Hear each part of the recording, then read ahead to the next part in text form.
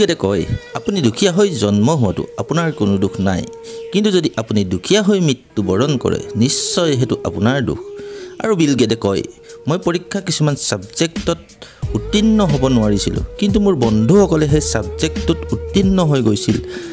যিসকল উত্তীৰ্ণ হৈ গৈছিল আজি সেইসকল মোৰ কোম্পানীটোত কাম কৰে আৰু মই সেই কোম্পানীটোৰ মালিক।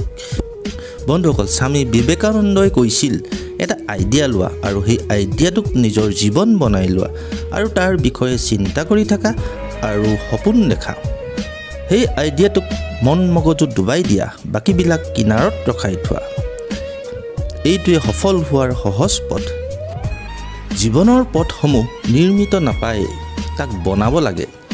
যোনে যেনেকুৱা পথ বনায় তেনেকুৱা লক্ষ্যস্থান পায়। কোনোবাই ইটিকিং কৰক, তিৰস্কাৰ কৰক, তাৰ কোনো কেৰেপ নকৰি নিজৰ কৰ্তব্যৰ কাম কৰি যাব লাগে। বন্ধুসকল, ৱাৰেন বাফেটে কয় মই 60 ফুটৰ দূৰত্ব নাচাওঁ, মই কেৱল 1 ফুটৰ দূৰত্ব চাওঁ আৰু তাক মই পাৰ কৰি লওঁ।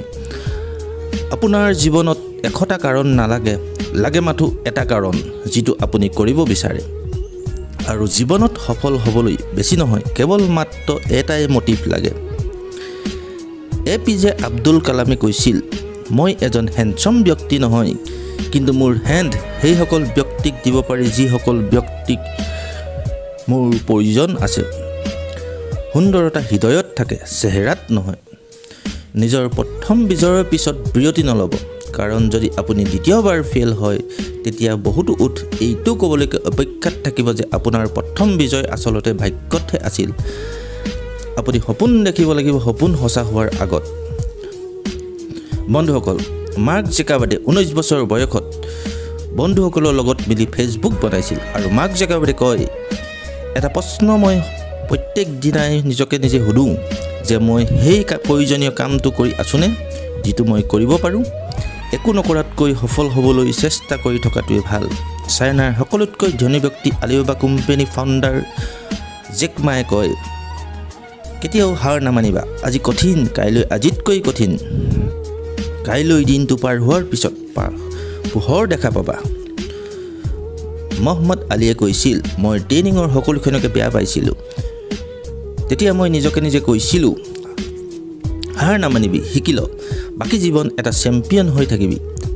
মহম্মদ আলীয়ে কৈছিল মই তেতিয়াই চেম্পিয়ন নিজকে নিজে ভাবিছিলোঁ যেতিয়া মই একোৱেই নাছিলোঁ। বেষ্ট চেম্পিয়ন হ'বলৈ আপুনি আপোনাক বিশ্বাস কৰিব লাগিব আপুনি সৰ্বশ্ৰেষ্ঠ বুলি।